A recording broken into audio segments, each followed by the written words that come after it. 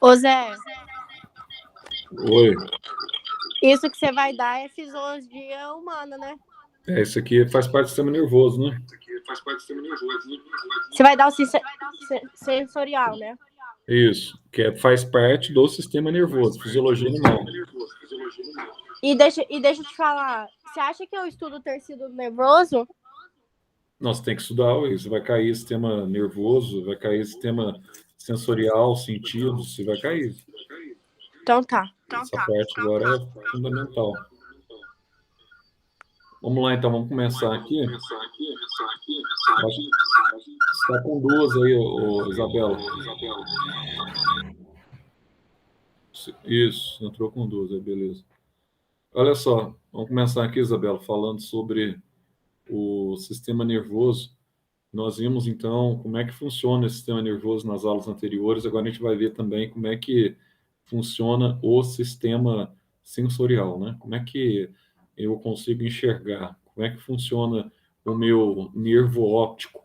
Como é que esse nervo óptico permite que eu tenha a condição de enxergar, de eu elaborar imagens, tá? Na região do fundo do olho que é captado pelo nervo que leva até o Ô meu Zé, cérebro. calma aí, você já começou com tudo? Ué, comecei com tudo. Calma aí, povo, tá chegando. Calma, respira. Ah, tranquilo, hein? Essa parte aqui é muito fácil. E essa parte aqui, para quem for fazer a prova também, isso aqui cai em prova geral, mas isso aqui cai como no Enem, cai como questão de doce para dar para criança. Como é que você ouve, como é que você respira, como é que você sente o cheiro, como é que você enxerga. Então, são situações muito fáceis do cotidiano. E eu resolvi colocar na prova da Unifenas dessa vez também os sentidos, porque os sentidos estão interagindo com o sistema nervoso, né? Não existe nenhum dos nossos quatro sentidos, não existe ou não existem se eles não estiverem associados ao sistema nervoso. Então é tranquilo. Eu já fiz até um resumo para vocês aí, que vai aparecer para vocês aí na. Acho que já está compartilhando, né? Não, já estou compartilhando. Na tela aí vocês vão ter então esses sentidos. Primeira coisa, você vai entender comigo aí, ó, como é que funciona a sua visão. Como é que funciona o seu olho? Presta atenção, porque na prova, agora eu me refiro à prova da Unifenas, tem um aspecto interessante que vocês vê também na química, tá? Qual que é esse aspecto interessante? São os problemas da vista, problemas visuais. Então, quando a gente fala de hipermetropia, quando a gente fala de miopia, quando a gente fala de astigmatismo, problema na córnea, né? Quando a gente fala de presbiopia, que quando você estuda na física, você vê lá as lentes que servem para efetuar a correção desses problemas. Agora, tem alguns detalhes aqui, olhando para o lado da biologia, que são bastante interessantes e que vocês vão entender no dia da prova por que isso é importante, tá? E também, provavelmente, uma questãozinha ou outra aí no Enem, que sempre cai, porque é a biologia do cotidiano que nós chamamos.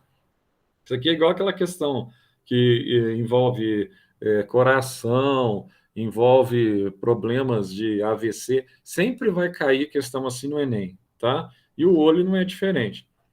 Então, quando eu analiso o globo ocular, por que será que 90% das pessoas nascem, o bebê, quando nasce, ele tem 3 graus, e no mínimo 3 graus de hipermetropia, que é a dificuldade que você tem de enxergar de perto, né? Então, o nosso globo ocular pequeno, ele parece mais um ovo em pé, tá? Quando você tem um globo ocular na forma de ovo deitado, né? Então, você tem aqui o problema da miopia, tá? Da imagem formando antes da retina. Quando você tem ele um ovo em pé, a imagem ela forma depois da retina. Aí você tem dificuldade de enxergar de perto. A miopia você tem dificuldade de enxergar de longe. Então, a criança, quando ela nasce, é comum 90%, de 85% a 90% dos casos, ela nascer hipermétrope.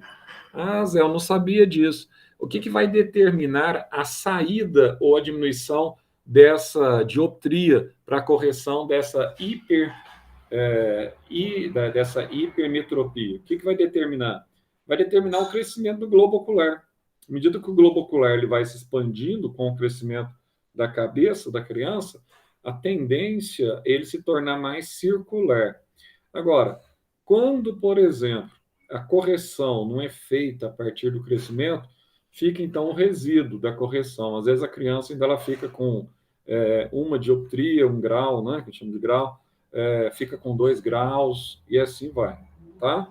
Então, é natural que você tenha nascido com hipermetropia e esse processo ele foi diminuído ou totalmente excluído a partir do crescimento. Mas o que é o olho? Zé, estou vendo um olho aqui, ó. Essa visão aqui, ó, ela faz todo sentido, né?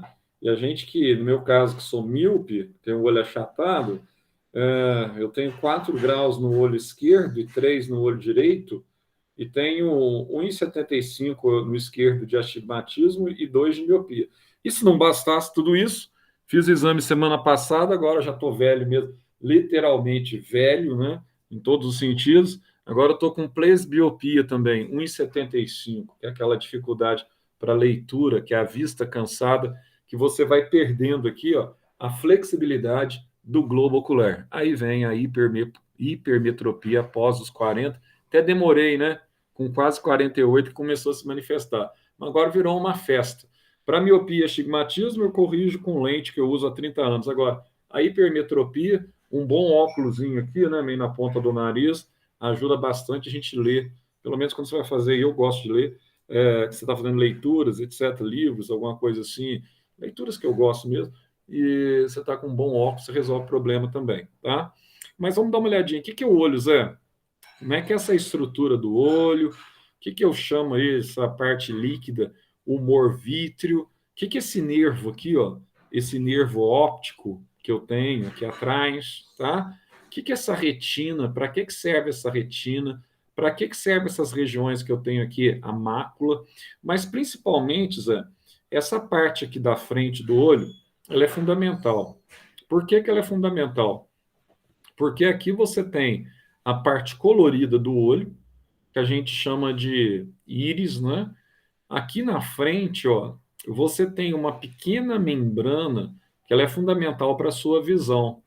E se você tiver, por exemplo, uma deturpação dessa membrana, ou seja, se ela sofrer algum tipo aqui de deturpação, você tem o que nós chamamos aqui de astigmatismo, tá? Que é um defeito que te dá na córnea do olho. Aí você tem uma dificuldade, quando você está enxergando assim à distância, você vê, por exemplo, uma linha reta, e ao enxergar aquela linha reta assim, você não consegue enxergar aquela linha na horizontal. Você vê aquela linha nesse sentido. Isso é uma deformidade na córnea que provoca esse problema. Normalmente, quem é míope tem dificuldade de enxergar à distância, é comum ter também astigmatismo. Então, essa córnea aqui, ó, ela é transparente, ela serve, tá, para proteger essa parte de entrada do olho, mas ela tem uma outra condição também interessante. Essa membrana aqui, ela pode ser implantada. Então, se eu tiver com um dano na córnea que está prejudicando demais minha visão, eu posso implantar uma nova córnea? Posso, tá? Posso fazer transplante de córnea, pegar de uma pessoa que já morreu e colocar no meu olho, para que eu retorne a visão. Agora, veja você que interessante. Logo abaixo aqui, ó, eu tenho, então, aquilo que nós chamávamos antigamente da menina dos olhos. O que seria essa menina dos olhos? Nada mais é do que aquele pontinho preto que você tem no olho, que está relacionado à sua pupila, né? Está relacionado à pupila, Zé? Sim, aqui, ó, a pupila. Como é que ela funciona? Isso aqui funciona basicamente como um diafragma, tá? De lente fotográfica. Aqui você agora olhando o seu olho de frente. Então presta atenção, Zé. Você usa esse nome ainda, ó, aqui que eu coloquei aqui o desenho que eu achei para mostrar para vocês. Você usa ainda esse nome esclerótica? Não uso mais, tá? A gente não usa esse mais nome esclerótida, que é essa parte branca da frente do olho. Agora o nome é só esclera. Então provavelmente na prova de vocês, se você examinar questões antigas, agora em se tratando da Unifenas especificamente, você vai se deparar com questões do sistema dos sentidos, principalmente sentido visual. Você vai achar algumas questões antigas sobre sentidos, tá? Então, você tem a córnea, você tem a esclera, você tem essa região, então, que é a íris, que é a região colorida, e a pupila. Então, Zé, você acabou de falar que a pupila, ela funciona como se fosse um diafragma de lente fotográfica. Exatamente. O que acontece? Se você está num ambiente muito claro, bastante iluminado, o que vai acontecer? A pupila ela vai se retrair, ela vai se contrair, tá? Ela fica pequenininha. Por quê? Para você enxergar, uma das prerrogativas fundamentais para que nós tenhamos a visão é que haja iluminação, tá? E na prova de vocês, você vai ser induzido muitas vezes ao fracasso quando a gente falar de cones e bastonetes simultaneamente. Por quê? Tanto os cones quanto os bastonetes são células fotossensíveis presentes no fundo do olho, tá? E é aí que o indivíduo ele vai sentir um pouquinho de dificuldade na hora que ele estiver lendo uma questão, tá? Que ele faz um pouquinho de confusão, porque normalmente ele confunde a visão do boi, tá? Com a visão humana. Daí você tem que saber diferenciar o que tem na retina do boi que não tem, o que não tem na retina do boi que tem na retina humana. Você tem que saber isso, tá? Os animais, o que não tem na retina do cachorro que tem na nossa retina. E o que é responsável essas células fotossensíveis, em se tratando de cones e bastonetes, tá? O que eles têm e o que nós temos? Em comum, nós temos o que nós chamamos de bastonetes. Nós temos bastonetes e eles também têm bastonetes. Ou seja, eles têm uma debilidade na capacidade de visão, porque eles conseguem enxergar apenas em condições de penumbra. O que isso significa? Quando o ambiente ele está se tornando escuro, você pode observar que você não consegue definir as cores do ambiente onde você está. O ambiente está escurecendo, Zé. Aí você está fazendo caminhada lá por volta das 6 horas, você começa a olhar a sua volta assim, você tem dificuldade de definir as cores, está faltando luz. Então, quem é acionado na visão de penumbra são apenas os bastonetes. Vocês não se esqueçam disso. Então, o que acontece com o cachorro? O que acontece com o boi? O boi, aquela história de que o boi não pode ver o vermelho do toureiro, que lá é enganação. O boi ele não se irrita com o vermelho, porque boi não tem cone na retina. Como ele não tem cone na retina, ele não consegue enxergar colorido. O cachorro enxerga preto e branco, o boi enxerga preto e branco, tá? Então, o máximo, se você tirar a cor da sua TV, se você estiver assistindo TV, você tira a cor, o vermelho ele se torna um cinza, tá? Na TV preto e branco, ele se torna mais ou menos uma cor meio acinzentada, ou que puxa para o cinza. Então, é isso que ele vê. Então, o problema não é a questão do vermelho. O problema é a questão de você movimentar muitas vezes um pano na frente dele, que ele fica irritado. Só isso, tá? E ele parte para cima. Você está irritando. Agora, presta atenção. Por que nós temos a capacidade de enxergar muito bem as cores? Porque nós temos células fotossensíveis conhecidas como cones. Elas são aquelas que conseguem determinar as cores que você está enxergando no seu ambiente. Estou vendo um cacto aqui agora, na minha frente. Tá? Aí ela consegue, então, determinar as cores. Então a determinação das cores depende disso. São todos os animais que têm? Não. Aí tem aquela pegadinha. A abelha, ela consegue enxergar com cores? Consegue. Só que a abelha, ela enxerga uma imagem em mosaico. Ela não enxerga a imagem nítida que nós enxergamos.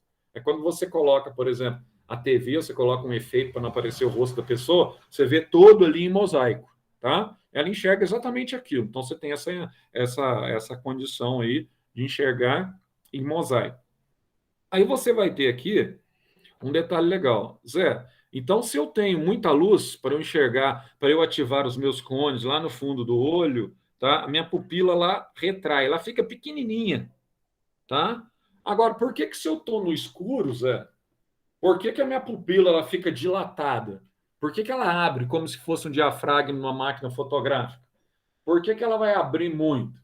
Porque ela tem que captar um pouco de luz que há Ambiente. Ah, Zé, que legal. Então ela tem que captar um pouco de luz no ambiente? Tem. Então, quando uma pessoa desmaia, geralmente a pessoa mais idosa, ou pode ser pessoa jovem, por que que o médico muitas vezes ele usa aquela luzinha no olho da pessoa? Qual que é o objetivo dela, né? Vocês têm as doenças na prova, isso, qualquer prova que vocês farão, é muito comum você ter as doenças, que eu trabalhei com vocês, as doenças relacionadas ao sistema nervoso. Quais são essas doenças? Quando a gente fala de AVE, por exemplo, acidente vascular encefálico, não se usa mais AVC. Esse nome aí está meio em desuso, tá? É AVE agora, né? São chique. Acidente vascular encefálico. Então, o que é um aneurisma? O que é um acidente vascular encefálico? Tá? O que é um indivíduo ele teve um derrame? Tá? Então, são sinônimos, muitas vezes, que nós usamos, certo? Então, o que acontece naquele movimento ali do acidente? Tá? Foi hemorrágico? Não foi hemorrágico? Então, o que está acontecendo ali? O que pode determinar que o indivíduo ele está tendo algum processo de um acidente vascular cerebral? O que pode determinar isso? O movimento da pupila do seu olho.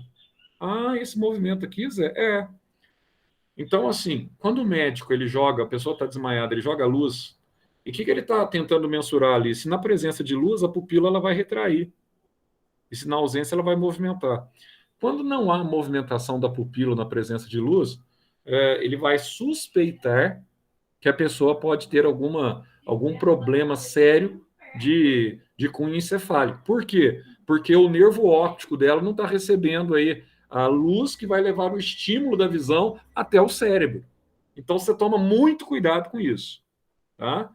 Ah, Zé, e nós falamos sobre drogas na segunda-feira e eu mostrei para vocês a questão aí da dilatação pupilar, né? Que muitas vezes algumas drogas que você tem aí disponível, que tem o excesso na potencialização da euforia através da liberação massificante, o neurotransmissor da prova de vocês, dopamina. Relaciona a dopamina com Parkinson. Não esqueçam de relacionar a dopamina com Parkinson, tá? E por que que o tetraído carbinol, que é o THC, por que ele é utilizado, canabiol, né? Por que ele é utilizado, da maconha, por que ele é utilizado para tratar isso? Qual a relação que ele tem, tá, com o neurotransmissor dopamina, qual a relação que você tem com Parkinson? Então, aqui, ó, a menina dos olhos, a pupila, é aquela que vai receber luz e que vai emitir a luz para o fundo do olho para que se forme uma imagem invertida no fundo da retina. Então a retina está aqui, Zé, no fundo do olho, tá? Onde eu tenho a fóvea, sim. Onde ela está interligada ao nervo óptico, sim. Tem pessoas que nascem com cegueira e aqui no nervo óptico dela aqui está morto, ó, tá? Às vezes esse nervo óptico dela aqui está morto. Se ele está morto, não tem como você conduzir a imagem observada no globo ocular para o seu cérebro. Ah, não tem, Zé? Não tem. E a região do cérebro onde nós enxergamos, nós falamos para vocês já, essa região de trás aqui, ó, é a região próxima aqui do côndilo occipital, tá? Ou a região que nós chamamos a região occipital. Não esqueçam disso que eu estou falando agora para a prova de vocês. Ó, essa região perto do ouvido é a região temporal. Essa região temporal aqui, ó, tem os ossos aqui, as têmporas, está perto do ouvido. Você lembra, ó, audição, têmpora, temporal, audição. Occipital, aqui de trás, ó, próximo aqui do início da coluna vertebral, próximo da coluna cervical. Nessa região onde você tem o côndilo occipital aqui, essa região aqui do cérebro, em cima, aqui na caixa craniana, ela é responsável pela visão. Então, aqui, além de você ter o bulbo nas proximidades do cerebelo, você leva uma pancada forte nessa região, você pode ter uma parada cardiorrespiratória. Aqui também, dependendo do local que você tem uma lesão nessa região do cérebro, você pode ficar cego, tá? Então, nessa região de cima aqui da cabeça, ó, onde você tinha moleira quando nasceu lá, né? Para dilatar, para conseguir passar ali, se for parto normal, para facilitar passar, para não matar a mulher durante o parto. Ó, aqui em cima, o que você tem aqui, ó? essa região aqui é a região parietal. Não esqueçam esse nome, parietal. Para que ela serve? Essa região está relacionada a um outro sentido nosso, que é o sentido do cheiro, tá? Do olfato. Então, pessoas que têm algum tipo de problema, e nós já sabemos que o vírus da Covid, ela pode atingir essa região do cérebro, a região parietal, porque ele vai desencadear no indivíduo um problema conhecido como anosmia. O indivíduo ele perde capacidade de sentir cheiro. E eu falei para vocês semestre passado sobre essa questão. Então, nessa região de cima aqui, não esqueçam, ó, região parietal, tá? E a região da frente aqui, na testa, tá? Na testa aqui você tem a região que nós chamamos a região frontal da massa encefálica. Então, nessa região frontal, você tem locais onde estão alojados, tá? Os neurônios relacionados à sua fala, ou seja, que tem a prerrogativa da fonação. Então, se o indivíduo, às vezes, bate de frente, ele tem uma lesão nessa região frontal, ele pode ficar com dificuldades na fala, falando meio enrolado, tal, né? Aí muito fonoaudiólogo trabalhando para que ele consiga, muitas vezes, recuperar parte daquilo que ele perdeu. Então, não esquecer, ó, frontal, parietal, tá? Temporal, as têmporas, e occipital. Visão, audição, cheiro e fala. Beleza? Tranquilo, né? Bem simples, bem fácil e bem retardatário, né? Pois é, Zé, então a luz entrou aqui, ó. A luz entrou porque sem luz eu não enxergo nada, né? Óbvio, óbvio. Fica numa sala totalmente escura, trevas profundas. O que você enxerga? Absolutamente nada. Então, a nossa visão, um pouquinho diferente da visão do gato, a nossa visão ela está condicionada à luminosidade para que nós possamos enxergar, tá? Então, o olho aqui, ó, ele vai ter, então, esse revestimento e, basicamente, ele tem essas três membranas. Ele tem a esclera, o nome hoje é isso mesmo, tá? Esclerótida não é usado mais, pelo menos os melhores livros de anatomia não usa mais isso, é esclera mesmo. Depois ele tem a segunda membrana, que é a corióide, tá? E tem a membrana, que é a retina, que no fundo do olho ela serve como uma tela de proteção para que chegue a imagem que te interessa, para que ela seja observada. E lembrando que essa imagem é de ponta cabeça. Ah, Zé, eu não estou vendo nada de ponta cabeça agora. Não, você não está vendo, porque em fração de segundo o nervo óptico ele está levando essa imagem ao seu cérebro. E não confunda na prova de vocês óptica com ótica, tá? Cuidado, que vocês vão cair nesse problema, tá? Ó, ótica. Ah, Zé, eu compro óculos na ótica. Ótica não está relacionado à visão. Otite é inflamação auditiva. Daqui a pouco a gente vai entender como é que funciona aí, tá? O nosso conduto auditivo. E para que servem, né? As estruturas, os 3 ossículos que nós temos aqui. Ótica, na linguagem da anatomia, significa audição. Na língua portuguesa, que eles tiraram o P. E na física, quando nós falamos em óptica. Óptica significa visão. Então, otite não é problema nos olhos, tá? Otite é problema no ouvido. Então, nesse caso, nós vamos trabalhar dessa forma na prova. E as provas trabalham com sentidos nessa forma. Então, toma cuidado, muitas vezes, que a linguagem da biologia, embora muitas palavras são idênticas, mas não é a mesma coisa.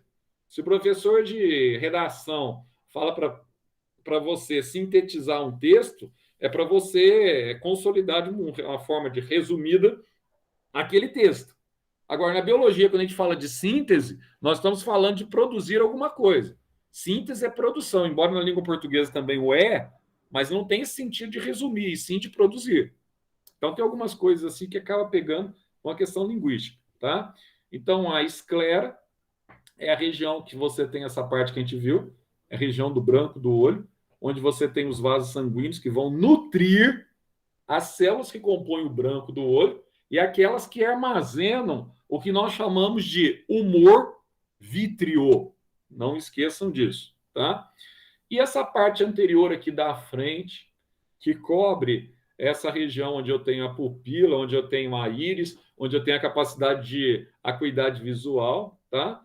Essa região aqui é a córnea, a famosa córnea, tão importante, tá? Essa membrana que é transparente, tão importante para a captação da luz.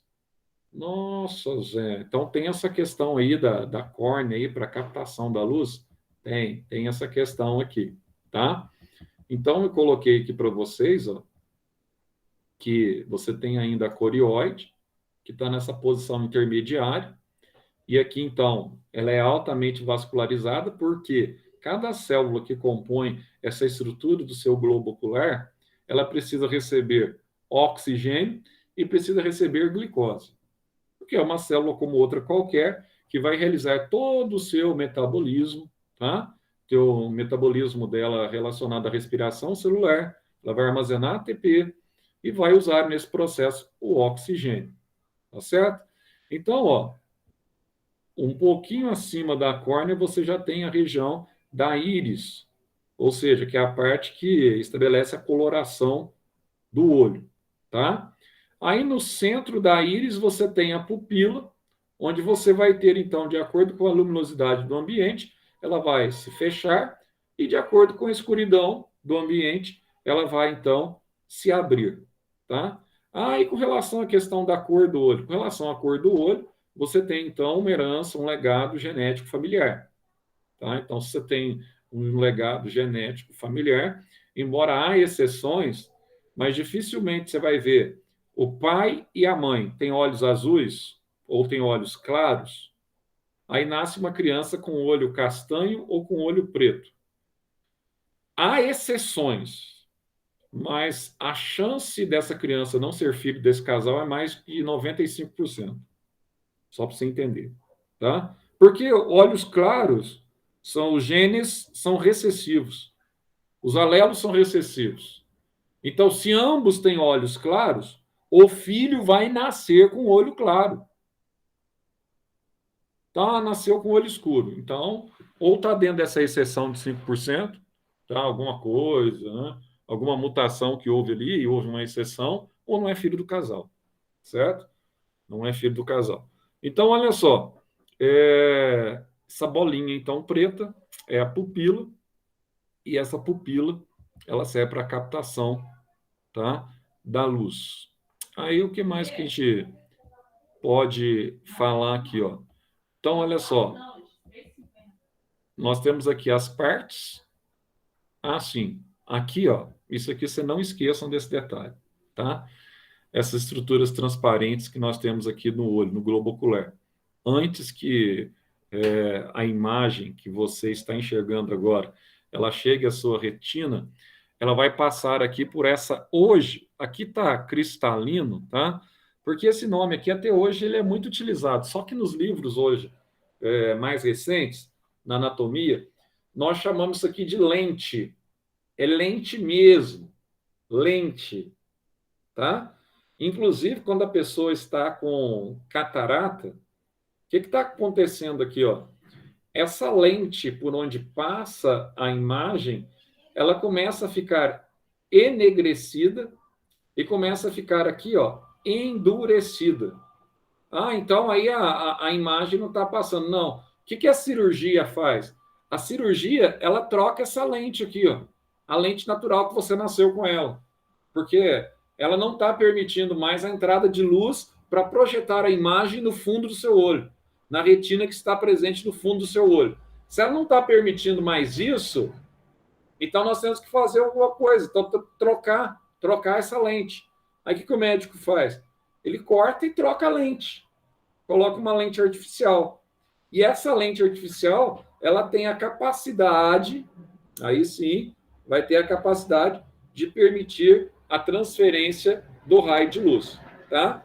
Então, você tem o cristalino, você tem a córnea, você vai ter o humor aquoso e o humor vítreo. Então, eu gostaria que você guardasse para mim que cristalino é a mesma coisa que lente. E essa lente, ela é biconvexa, tá? É aquela que projeta uma imagem menor do que a imagem aparente, né? Lente biconvexa, tá?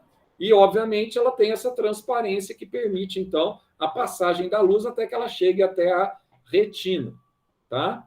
Então, você tem essa câmera anterior, que é preenchida por um líquido aquoso, tá? E você tem a câmera mais de dentro, que você tem um líquido com a capacidade reflexiva, ou a capacidade de refletir a luz, que nós chamamos esse líquido de humor vítreo. Bom, aí chegou no final do olho, você tem, então, esse cristalino, e esse cristalino ele vai favorecer a sua visão. Essa parte da frente, que é a esclera, tá? Ela é circular e tem uma determinada espessura. E aqui você tem as glândulas, né, no canto do olho aqui, ó. Você tem uma glândula que a gente chama de glândula lacrimal, que ela constantemente ela está hidratando o seu globo ocular.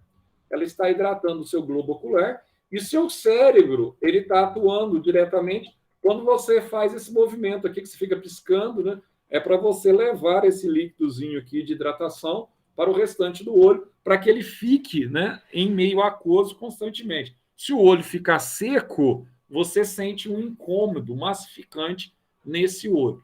Então, lembrando que esse humor aquoso ele fica entre a córnea e a lente do olho, que também nós chamamos de cristalino, tá? E o humor vítreo, ele é mais viscoso e gelatinoso, ele é mais reflexivo e fica entre o cristalino e a retina, mais na região de trás do olho, tá? E ele é responsável pela manutenção da pressão intraocular. Aí você não esqueça um detalhe para mim. Tem uma doença que muitas vezes essa doença ela é estabelecida por padronização genética. Essa doença é conhecida como glaucoma, tá? Nossa, Zé, ela é conhecida como glaucoma? Sim, glaucoma, não esqueça, glaucoma. Zé, glaucoma, não vou esquecer. Pessoas que têm problema na pressão do globo ocular, tá? Então, muitas vezes, quando você tem histórico familiar, você tem que informar esse problema ao oftalmo. Embora o oftalmo, normalmente, ele pergunta para você, né? Aí, quando você vai dilatar a pupila, o ideal é dilatar a pupila mesmo. Não é só aquela dilatação rápida, só para mensurar a graduação ou dioptrias que você precisa para enxergar perfeitamente. E você vai dilatar a pupila para ver se você tem também algum problema na pressão intraocular. Tá? É importante. Principalmente depois dos 45, o pessoal costuma obrigar a dilatação durante um exame, né? Do globo ocular. Então, como é que funciona aqui, Zé? Olha, os raios de luz, eles vão, então, e atravessam, né, toda essa região, todo esse aparato, até chegar na retina, onde ele vai, então, conseguir, tá, projetar a imagem. Agora, não esqueça disso. Coloquei aqui para vocês, com toda a boa vontade possível, tá? Sobre essas células fotorreceptoras que ficam no fundo do olho. Nós vamos ter aqui os cones, que permite, então... Ô, Zé, Oi, pode falar. fica na retina? O quê? Os cones dos bastonetes ficam na retina? Sim. São células fotorreceptores, ficam na retina. Aí você vai ter os dois tipos. Não esqueçam disso. Isso aqui serve para tudo. Isso aqui não serve só para a prova da Unifenas, não, tá? Isso aqui serve para Enem, serve para tudo. Isso aqui é coisa simples, é coisa do cotidiano. Cone, além dele permitir uma visão extremamente nítida, ele permite você distinguir as cores. Não se esqueçam disso, tá? E os bastonetes? Bastonetes, então, eles são acionados para você enxergar no local onde há baixa luminosidade, tá? No local onde você tem ali uma determinada penumbra. Então, você tem baixa luminosidade, penumbra. Ah, mas que legal, Zé. Então, eu tenho, então, aí os bastonetes. Sim, você tem os bastonetes. Então, quando a luz no ambiente ela está baixando a sua concentração, entra em ação os bastonetes, tá? Então, os bastonetes. Só que aí você consegue enxergar com pouca luz que há no ambiente, tua pupila fica dilatadona, só que você não consegue definir bem cores nessas condições, tá? E outra coisa que eu já vou deixar para vocês aí, para a prova, agora falando da prova da Unifenas, Leiam tudo sobre daltonismo. Leiam tudo sobre daltonismo. Lembra lá o modelo John Dalton, de 1808, aquela bola maciça que a gente vê lá em Atomística, lá no começo do ano? Aquela coisa que a gente já cansou de ver, que você já sabe de cor. Esse cara era daltônico, tá? Foi ele que descobriu, que você sabe aquela historinha da igreja dele, que eu já cansei de contar para você. Ele descobriu, tá, que havia pessoas como ele que tinham uma patologia. Aí ele deu o nome, né, e homenagear ele mesmo, daltonismo, a essa patologia, tá? Qual que é a diferença do daltônico? O daltônico, na verdade, ele tem um problema de nascença, isso não tem, isso é irreversível, com relação aos cones. Ele tem dificuldade de diferenciar cores, tá? E muitas vezes ele acaba que detectando esse problema, normalmente isso acontece de uma forma natural, quando ele começa a fazer agora uma fase que vocês vão entrar na idade aí, de fazer aquela coisa, como é que chama lá? Para tirar a carteira, fazer aqueles testes lá. Aí o pessoal começa a falar, olha, verde, amarelo e vermelho. Psicotécnico. Oi. E vermelho. Psicotécnico. Exatamente. Aí que muitos descobrem aí, porque aí o cara começa a questionar. Mas o que é essa questão? Para mim está tudo meio parecido, essas cores, não sei o quê, né? Porque até então ele passa toda hora, perde semáforo, mas não presta atenção. Aí começa, mas por que está parecido verde, amarelo? Para mim tudo é meio cinza, hein? E o vermelho também, um pouco mais escuro. Aí que começa a detectar, porque a vida inteira ele enxergou daquela forma, como é que ele vai saber que aquilo que ele está enxergando não é daquele jeito? É da mesma forma quando você tem miopia, aí você começa assim, né? Para você está enxergando normal. Aí você começa assim, ó, você sentava mais atrás na sala, aí você fala, nossa, parece que eu não estou enxergando direito o quadro. Aí você vai aproximando, aproximando. De repente você está... Eu descobri que eu tinha miopia com 16 anos. De repente eu estava na primeira, e era meio compridão, né? Atrapalhava, os outros ficavam atrás de mim. Eu estava na primeira fila olhando para o quadro e ainda estava com dificuldade. E como já assistia muito filme naquela época, eu comecei, naquela época era tudo legendado mesmo, né? Não vinha com as fitas, né? Aí eu comecei a ver, eu estava assistindo o filme, já estava com a cara na televisão. Falei, não é possível, estou enxergando, né? Aí que eu resolvi fazer um exame de vista. Aí que você vê a diferença. Na hora que você coloca uma lente de correção, que você vê tudo perfeito, aí você fala, nossa, mas eu não estava enxergando absolutamente nada, né? Aí você vê a diferença. E o daltônico, aí Zé, vai cair daltonismo na parte de genética ou vai cair daltonismo na parte de fisiologia? Olha, eu acho que daltonismo na parte genética, uma herança ligada ao cromossomo sexual, seria ridículo, né? Dar uma questão de daltonismo tão fácil que seria, né? Ela está ligada apenas ao cromossomo X, tá? Daltonismo não tem nada a ver com o cromossomo Y. Então, assim, é ridículo. Então, talvez essas questões de doenças aí estejam relacionadas aí com o sistema nervoso. Vamos ver, né? É que eu não estou falando para vocês, vão ver, que eu devo fazer a prova agora esse final de semana. Ainda não centrei bem ainda do que eu vou pedir, mas eu sei que eu vou pedir algumas coisas relacionadas a isso, tá? Com relação à questão da audição, a audição também é fera. Ah, Zé, tem um problema aqui no conduto auditivo. O que acontece? Às vezes você teve uma lesão no nervo que você não enxerga, não escuta nada mesmo. Ah, não estou ouvindo nada. Foi uma lesão que você teve interna. Ficou surdo. Ah, mas e quando é no tímpano? Quando é no tímpano, que é a membrana timpânica, aquela membrana que vai vibrar, você pode até perfurar o tímpano, mas ele pode regenerar. Isso acontece muitas vezes quando você vai alçar voo, avião, né? Aquele barulho que estoura aqui, pode estourar a membrana timpânica. Isso acontece, um acidente, mas você volta a ouvir. Agora, quando você tem um defeito, ou você nasce com um defeito no nervo auditivo que conduz o som que entra no seu ouvido, tá vendo? Que conduz para o seu cérebro, aí você pode ter um problema permanente, ou quando a lesão é parcial, você pode utilizar aqui um amplificador que vai melhorar a sua capacidade de distinção sonora, tá? Então, nós conseguimos, então, perceber as ondas sonoras que estão à nossa proximidade, desde que ela estabeleça uma frequência de 20 a 20 mil, que é a frequência audível, no nosso caso, né, humano. Cachorro já tem uma frequência que capta sons muito mais baixos do que a nossa. Então, qualquer ruído que para nós é um ruído, para ele é um barulhão, entende? Aqui em casa, por exemplo, porque a minha cadelinha já está velha, a Brown, aí eu tive que... Quando você acionar alarme, quando você vai sair de casa, aquela coisa que dá aquele apitozinho, né?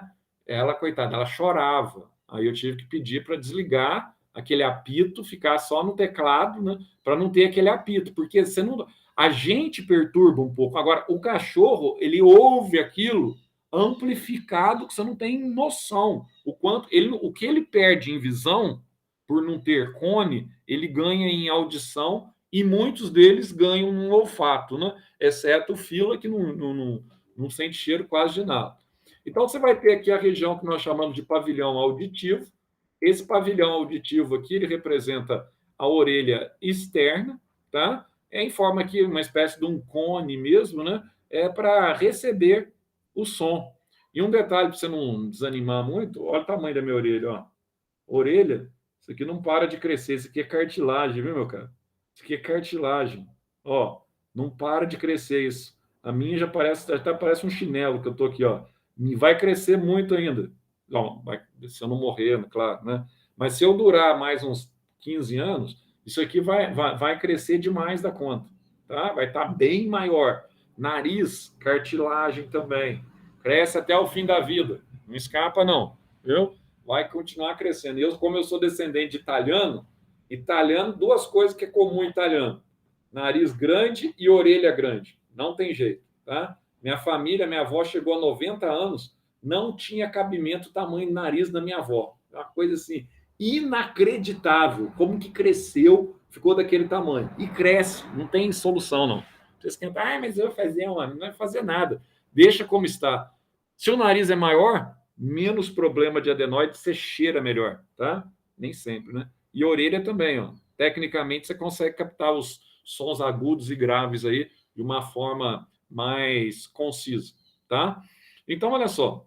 Como você tem, então, estrategicamente, nessas regiões aqui que pega os dois lados da sua cabeça, isso favorece você perceber a emissão do som, tá? Você perceber e você detectar singelas vibrações que estão ocorrendo no ar, para que essas vibrações vão até seu cérebro, seu conduto auditivo, para que você consiga separar, tá?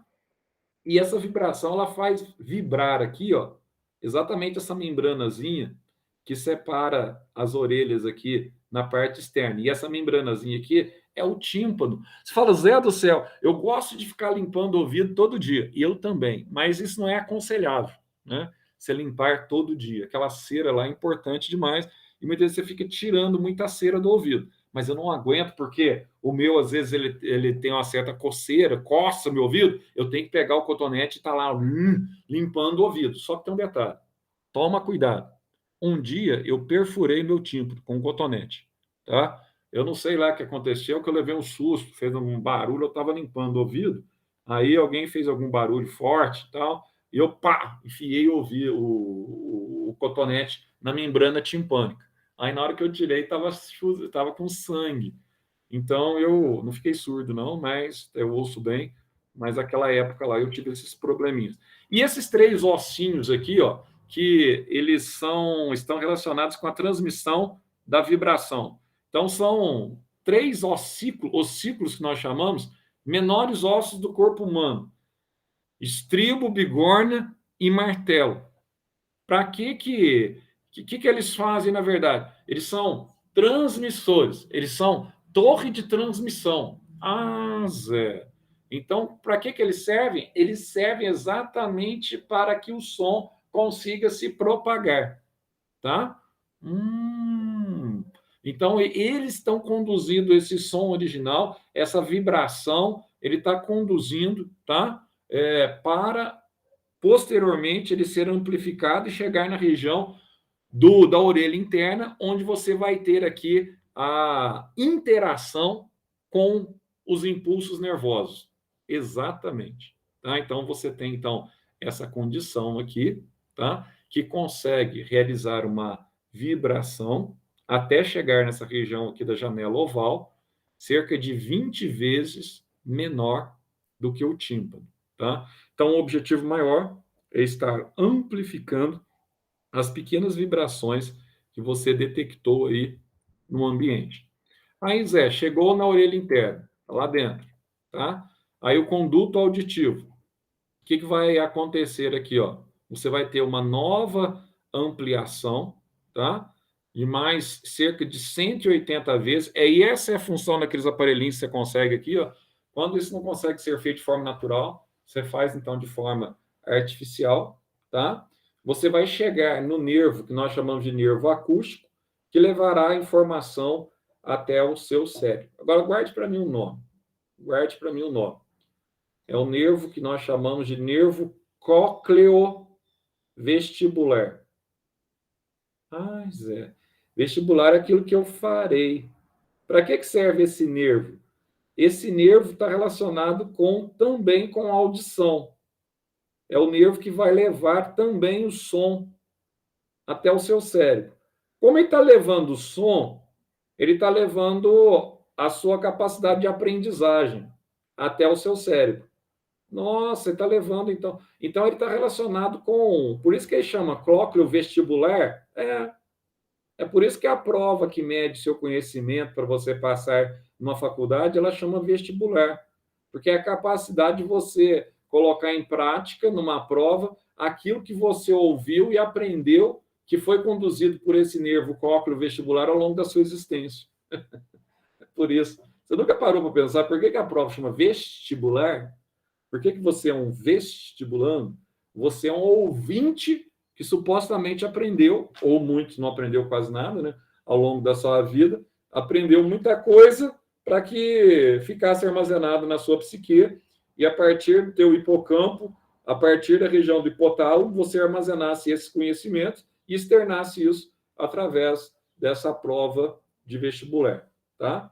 Detalhe, toda essa questão aqui está relacionada também a problemas relacionados ao equilíbrio, tá?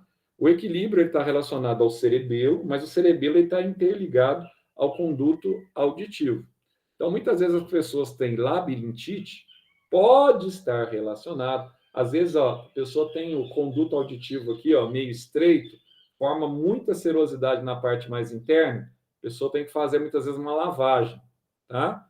E a labirintite pode estar relacionada com essa região que é o labirinto, tá? E essa região do labirinto aqui, ó, ela está relacionada a essa condição da orelha de manter muitas vezes o nosso equilíbrio, que tem uma conexão direta com o nosso cerebelo, tá? E que participam muito do nosso processo de audição. Então aqui você tem, ó, dentro da orelha interna, nós vamos ter aqui, ó, um equipamento de percepção de equilíbrio, que são, só para a gente terminar aqui, ó, olha só, os canais semicirculares, também conhecido como labirinto, onde você tem um líquido relacionado à nutrição, tá? Ele é fundamental para a nossa audição, tá? E esse líquido ele está deslocando aqui, ó, quando nós movimentamos a nossa cabeça. Inclusive, você pode notar, quando você vai nadar, entra líquido na tua orelha, você tem uma dificuldade quanto a essa questão, tá? Da audição. Você tem um negócio dentro da tua cabeça, tá? E aqui você tem, ó, só para você enxergar, o seu conduto auditivo. Olha só aqui, ó, a cóclea aqui, ó, ao vestíbulo aqui, ó. Isso aqui parece um caracol, né? Então, tudo isso aqui na parte interna, ela tem como prerrogativa, tá? Potencializar o som que aqui chegou. Olha os ossículos aqui, ó. Vai ver o martelo, bigorna, estribo, tá? Isso aqui tem uma função acústica violenta. E olha só onde ele está interligado. Aqui você tem o ouvido externo, o médio e o interno. Olha onde ele está interligado. Ao nervo auditivo. Tá vendo aqui? O nervo auditivo? Aqui está ele, tá? E esse tubo aqui também, ele tem conexão aqui com a trompa de Eustáquio. Não é falóquio. Falóquio é da mulher que está ligada ao seu ovário. Essa aqui é a trompa de Eustáquio, tá? Mas também não importa tanto, não. Então, aí você tem a capacidade de ouvir. Vamos deixar isso aqui, depois eu comento na próxima aula. O olfato, que o tempo de vocês já acabou. Se tiver alguma pergunta, alguma dúvida, algum detalhe para perguntar aqui, essa aula aqui é muito legal, tá? embora é uma aula mais fácil de você absorver, porque é uma situação... Eu vou colocar esse aí para vocês agora, esse documento aí. É uma aula bem fácil, mas que vocês vão se deparar no Enem e vão se deparar na prova da Unifenas, que vai ser bem legal brincar aí com os 4 sentidos, tá? Zé, boi não tem cone? Exatamente, ele só tem bastonete. Por isso que ele enxerga preto e branco. Cachorro também, tá? A maioria dos animais, dos cordados, exceto o homem, o chimpanzé, que mais? Os macacos, de uma forma geral, que tem os cones, a maioria não tem essas células fotossensíveis que estão presentes na retina. Mas assim, Zé, o que tiver que cair na prova da Unifenas vai cair dentro daquilo que eu já falei hoje. Porque olfato e paladar já envolve língua, é facinho, a questão gustativa, tá? E o olfato, o cheiro também, região parietal aqui de cima, é tranquilo. O que eu falei na aula de hoje dá para você resolver uma questão sobre os sentidos da prova da Unifenas e, com certeza, dá para você resolver uma questão também aí pertinente ao vestibular, tá? Ao Enem de vocês. Então, você não pode perder o foco. Enem, que você vai passar, e vestibular particular, que você vai fazer da tua área, que você... Aí você passa no particular, você passa com certeza. Já no Enem, você tem uma briga boa, em que você entra na frente com capacidade de passar. E não esqueçam disso, tá? Não esqueça da possibilidade de você entrar numa faculdade federal. Por melhor que seja a faculdade particular, sempre, preferencialmente, a federal vai ser melhor, em todo sentido, na tua formação, tá? Não deixe de perder esse objetivo pela federal. Não é só uma questão de economia no bolso, não. É uma questão de formação mesmo, tá? Onde você tem uma turma que entrou contigo, em que passou por uma dificuldade muito forte. Zé, mas ali foi apertado, aquela coisa. Então, o nível é mais forte. A turma puxa para cima, tá? Cada um entrou ali, mas ralou. Você tá só com um cara bom ali, que gosta de estudar. Então, puxa o nível para cima. Se puxa o nível para cima, puxa a qualidade do professor. Se puxa a qualidade do professor, a tendência é você aprender cada vez mais. Se você entra numa... Qual que é o problema das faculdades particulares? Normalmente não preenchem vagas. Isso é um problema. Não é questão da docência, de não ter professor, ter a capacidade. Às vezes os professores são tão gabaritados quanto da federal. Mas qual que é o problema? O professor, ele vê ali alunos que não têm base nenhuma. Então, muitas vezes, não dá para ele puxar muito. Ele tem que pegar mais leve, porque o cara não acompanha. Então, o aluno que era para ele sobressair, ele tem que estudar a parte. E não vai ser aquela estrela para subir, para ter a capacidade de aprender mais coisas. Então, quando não puxa muito, você aprende menos. Então, a faculdade particular, infelizmente, nesse quesito aí, tá? Exceto aqueles cursos que você tem uma briga maior por vagas, mas nesse quesito aí, você sai prejudicado. Então, federal sempre é a melhor escolha. Beleza? Segunda-feira, então, essa é a nossa última aula nesse quesito. Eu vou aproveitar a parte da tarde na quinta-feira, eu vou estar desde a 1h30 na escola. Eu estou no 9º ano, depois eu estou com o 2º e estou com vocês. A gente vai fazer um bem bolado nas quintas, tá? Vamos fazer um bem bolado de estar trabalhando um tema de Enem, sempre com vocês, seja na biologia, seja na química, não tem problema, ou seja, simultaneamente nos dois, com interdisciplinaridade. Toda semana a gente faz um bem bolado aí para tentar ajudar vocês aí no Enem, mas vai ser mais focado no Enem. Eu tenho alguma dúvida com relação à prova da Unifenas também, se quiser, pode falar também na quinta, vão estar disponível aí. A menina, acho que foi a Brena que veio falar comigo, problema de genética de populações ou sistema BO. Se tiver algum problema, que são matérias que caem também, ou de química, algum outro problema em química, tá? Fala que a gente tenta A gente está aí para ajudar vocês, beleza? Ô Zé, você vai mandar os slides, né? Já tô colocando para vocês aí. Tá, obrigada. Até segunda. Segunda eu vejo vocês de manhã e à tarde. Graças a Deus agora, só presencial. Bem melhor, tá? Então, beleza. Até lá. Falou, Enzo. Até mais, pessoal. Tchau, tchau. Tchau. Coloca para mim aí presente, viu, pessoal? É que eu esqueço de falar, mas vocês colocam presente. Tchau, Zé. Valeu. Tchau, Sofia.